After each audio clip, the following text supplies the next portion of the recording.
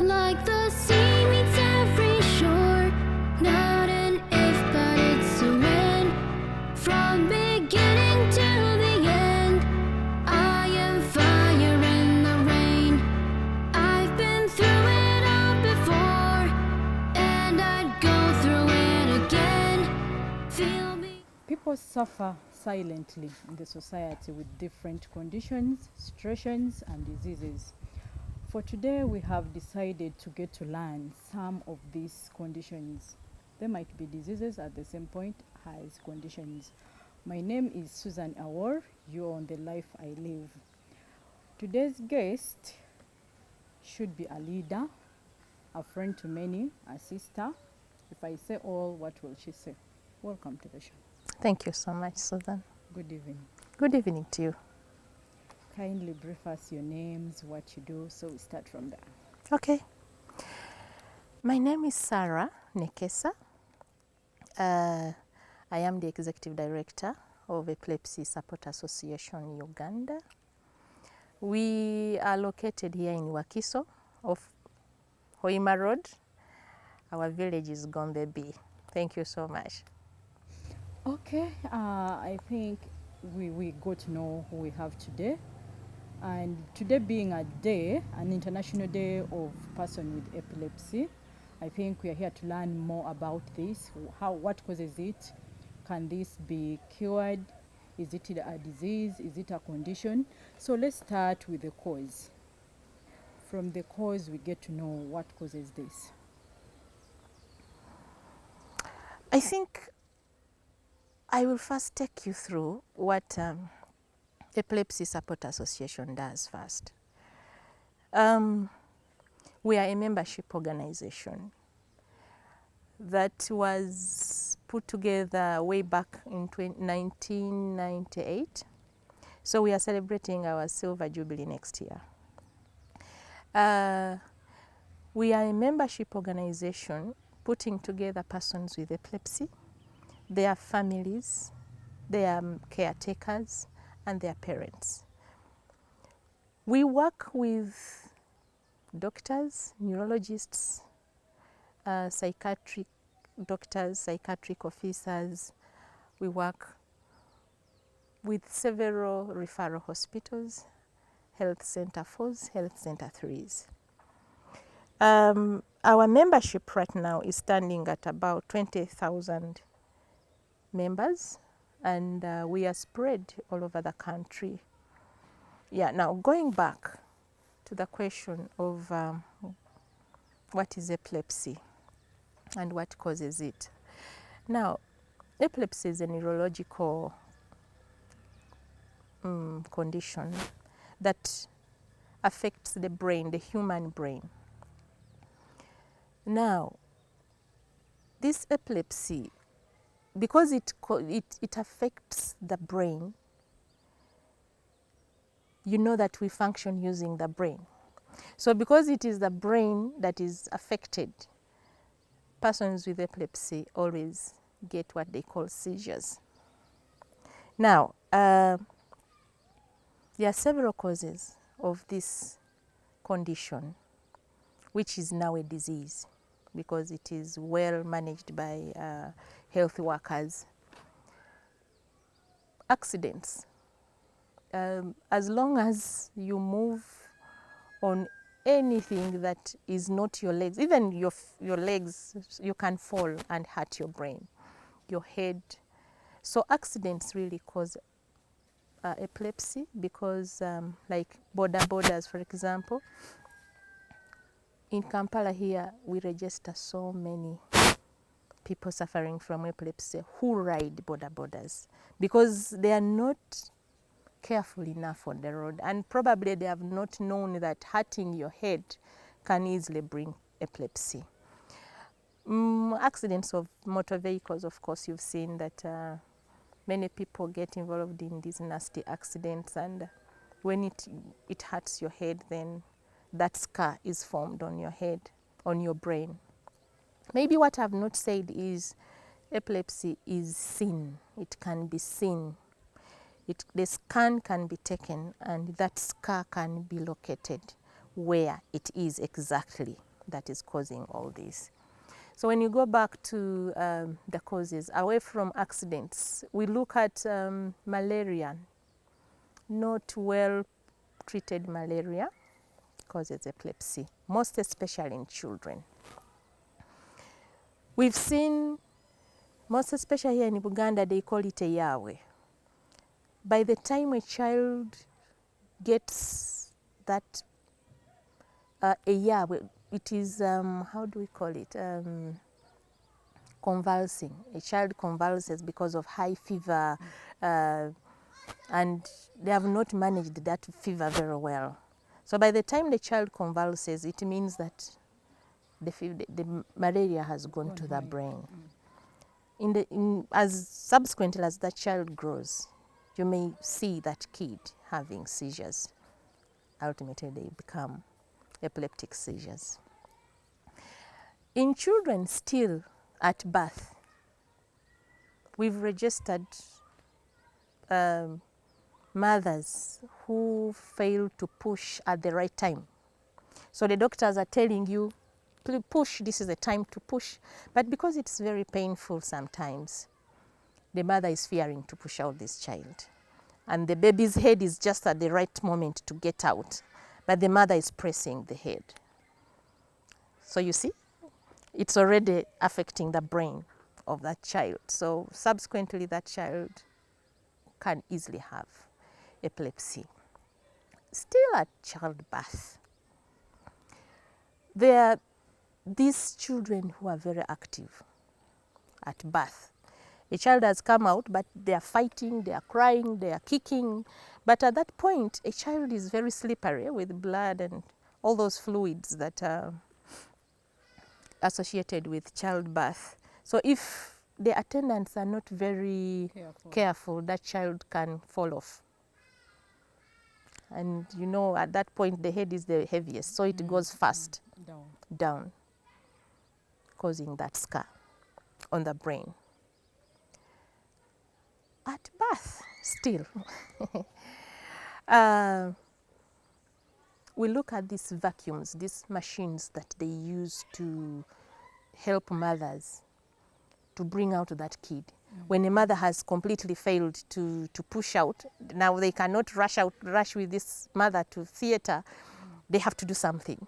So there's this machine that they use, a vacuum, to hold the baby's head and pull it out. But at that time, you know that at birth a child's scalp is very soft. And also this is a machine, and it sometimes it's also, not sometimes, always it is very painful. So the mother is not well positioned. The machine is also trying to hold the baby. In that process, many mothers have confessed their children having gotten epilepsy at that point. Now we've gone away from childbirth. We are looking at alcohol and drug abuse. Between you and me, Susan, if you have ever taken alcohol, when somebody takes alcohol, they get drunk, which means the brain is affected. You're not functioning well, right? So continuous usage of these drugs and alcohol that affect our brain can easily cause us to have epilepsy. Misusing alcohol and drugs can easily cause us epilepsy. I always end with this: pork. I knew you would smile to that. So pork, many people enjoy pork. We are not saying that pork is bad, but poorly prepared pork it is the only meat that we have that has a cyst. It's a worm. It exists in pork. So you see, pigs eat a lot of dirty things, and so they consume that worm. It enters their body. Now that worm stays in their body. Okay? So when you cook this pork, and I've seen, I do not eat pork, but I've seen several areas where people are really fighting to get pork very fast. Now, if that pork is not prepared at 100 degrees, that cyst will not die. So you'll consume it. So what it does, it goes into your bloodstream and it moves slowly to your brain. It always likes the brain. And when it reaches the brain, that's when it lays the eggs. It becomes very comfortable in our brain. So it makes a home, really. So as it's doing that, it's inconveniencing your brain, of course. Before you know it, you're getting epileptic seizures. Yeah, have I left out anything? I think those are the major causes. Okay, this means this has nothing to do with witchcraft, because down there in my village they used to say to get such you have to be bewitched. Maybe will be anyone from you. This is what we are really working on so much. It is one of our thematic areas to raise awareness about epilepsy. Like I've just explained, there is nothing to do with witchcraft with it. But because of the way people get seizures, the jerking, the way you fall, the way you disconnect, many have said it is related to demons, to witchcraft. Women, we suffer a lot. They always say maybe a woman, when she was pregnant, she had sex with a man who is not the husband and caused that's a curse, something like that. But as I've explained, this is a scar on the brain. There is no way I'm going to transfer my scar on my brain to your brain. So those are the myths and the misconceptions that we always have in our midst. Yeah. I think I've also gotten it right. I think I have the answer now, and someone on this show also has the same answer, because this has been a question to many. How is this? What is this about? Let's look at the types. Do we have types here, or it's just one gendered? We have, I could say 3. So there is one which is called focal. It attacks one side of the brain. So it will be this side or this side, but then when you're having that seizure, you start like shaking one side. It can be your eye, it can be your lip, it can be your hand. It goes on that one side. So because it is focused in one place, that's why we call it focal. And then there is a generalized one. That one, it is affecting the whole system in your brain. So that one, when it hits you, that's when you really fall down and have issues. Then there is one which they call absence seizure. Now that absence one is like we are talking right now.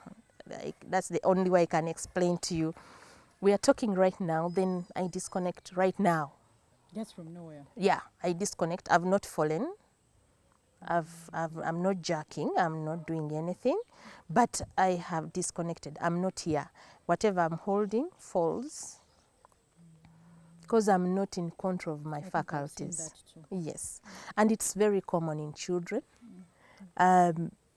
Where teachers, sometimes they have been talking with this kid, all of a sudden the kid's cap is falling or a pen is falling. But because they do not know that condition, they will punish this kid, not knowing that they had an issue.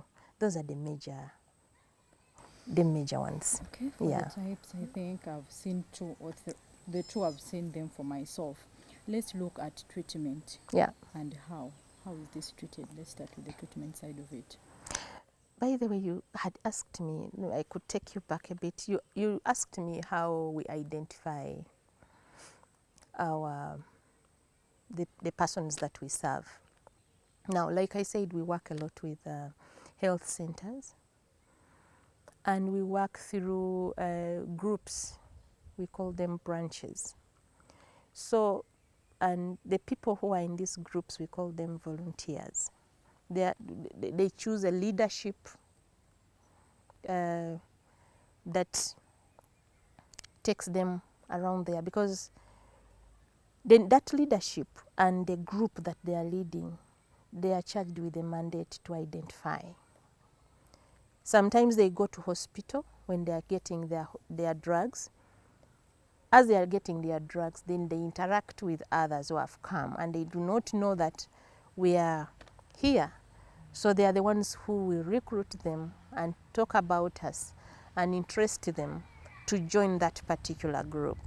So for us as a secretariat, then we go and they tell us these are our new members, and that's how we have spread throughout. Okay, let's look at activities that this one person can do. Give me some activities you feel. A person with epilepsy? Yes. Okay. A person with epilepsy can actually do everything. Everything. There are dangerous things that we do not encourage them to do. For example, climbing trees. That's quite dangerous. For example, if there is an avocado on top of the tree, you want to go and pick it, and you're a person with epilepsy, we really discourage.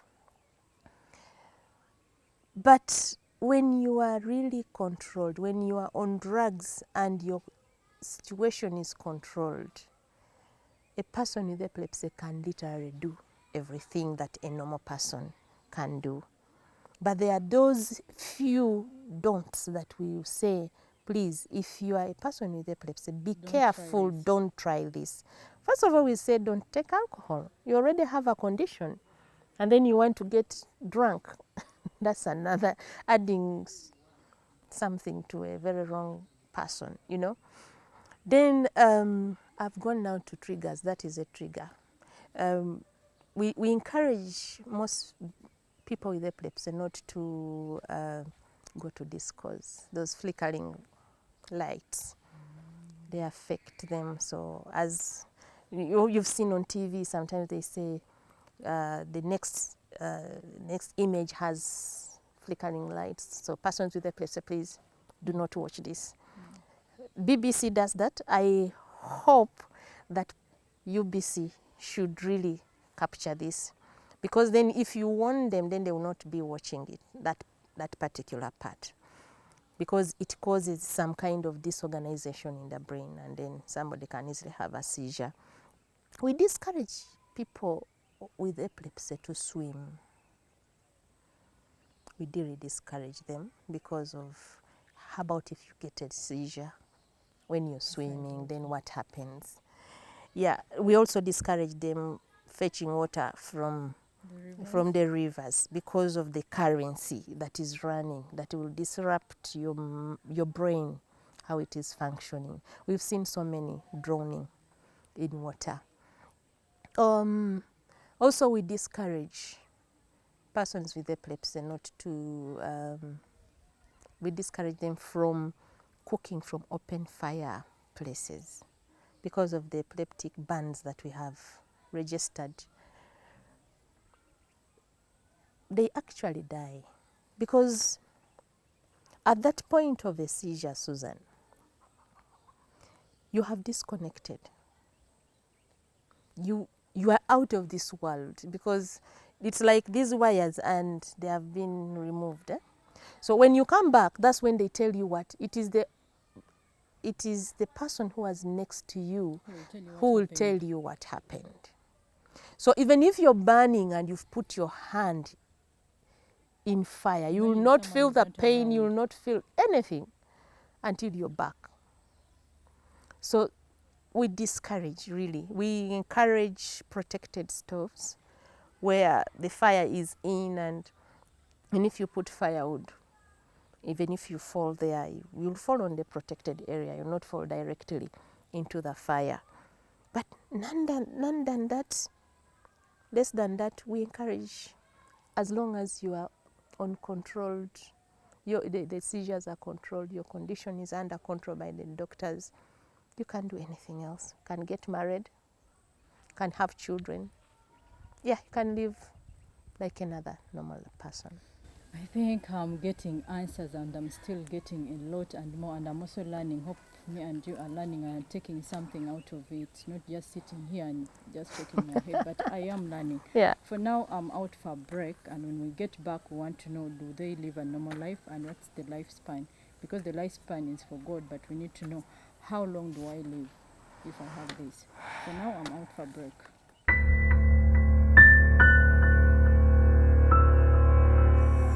Back, and the whole hour I've been taking on checking my head, just because I had another understanding about this, but because I'm getting new information, I'm just getting everything about it. To me, it's becoming new, and I hope the same other idea you had about this, today you're getting the right answer. Let's start from, can I live normally when I'm not on treatment? No. It's a no. Because once you have epilepsy, anti-epileptic drugs are your meal. Every day. Yes. And if I miss today and tomorrow I take? Then you have what we call adherence issues. You may have, actually that's what we really fight against. Not missing. Because you might finish a whole month, 2 months without a seizure, just because on your drugs. And then Suddenly you skip. then you start being comfortable and complacent. And you're like, okay, I think I can skip, I'm fine. My dear, it will hit harder than it was earlier. It's coming 3 times than previously. Yes. So it's like you've caused a bigger damage to your brain than it was before. So for you to live a normal life, you need to follow what the doctors say.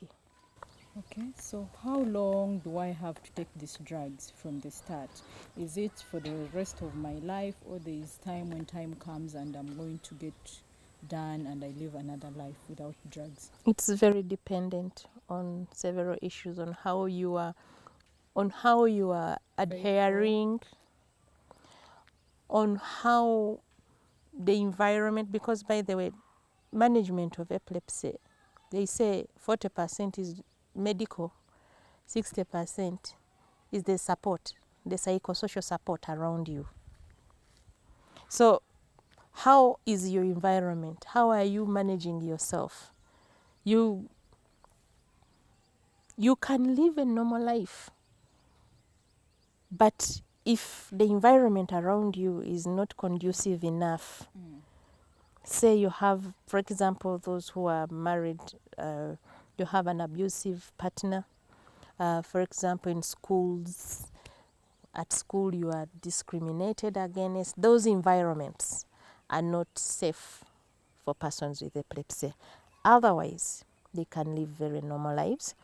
2, people with epilepsy, some of them, by the way, go off medication. After, I can't say that there is a specified time that they give you that probably this time you go off. No. The doctors will be learning you as you learn each other. You're going back, you're giving them your experiences. I've taken doctor 1 year without a seizure. What can I do? It will be dependent on the person who is caring for you to see whether they reduce, because sometimes actually you start with a heavy load. I've seen people swallowing up to about 6 tablets a day. Yes. So that person who is managing you, that doctor, that neurologist, or that psychiatrist who is managing you, will see whether to reduce Now that you finished a whole year, 6 to 3. can we go to for example 4, and we watch that? Sometimes they even change for you the drug. They say, okay, now this was very strong, maybe we need this type of drug for you. So as they do that, they are trying to monitor and see whether you can be taken off drugs. We have registered those that can completely go off the drugs, but there are not very many. I want you to advise someone on this show, and me myself. It should be, because you have the experience working with these people, it should be to a mother or to the society. In any advice you feel it's worthy. What I want to tell people out there is that epilepsy is not a death sentence. It's not a death sentence. A person living with epilepsy is like any other person. And nobody chooses to have epilepsy. I want to say that once you have a brain, then you can have epilepsy, because it does not discriminate between age, race, sex. It can knock at your door at any time. What I'm passing out there to a mother, to a child, to anyone who is affected by this condition, that epilepsy can be managed very well. We have heard from Sarah, and it has been an interesting one. I, for myself, have learned a lot. I have learned things that I don't know. I've learned types, I've learned causes, and I think I'm not just going to sit down and not put in a hand or help. For now, I'm completely out. But before I go out, I want to remind you, on Just Like a One campaign, it's for women. We are having a campaign for women, and it's called End Violence Against Women with Disability. And if you want to donate, you want to be part of these women, because these women suffer out there, and me and you sit in our offices and we don't know, but we can be of good cause to them. We can be of good help. There are a lot of activities, a lot of different things that are going on. And for everything that will be through the campaign will be on this one show and our YouTube channels. For now, I'm completely out. See you next time, same television, same time. Not an if, but it's a when. From being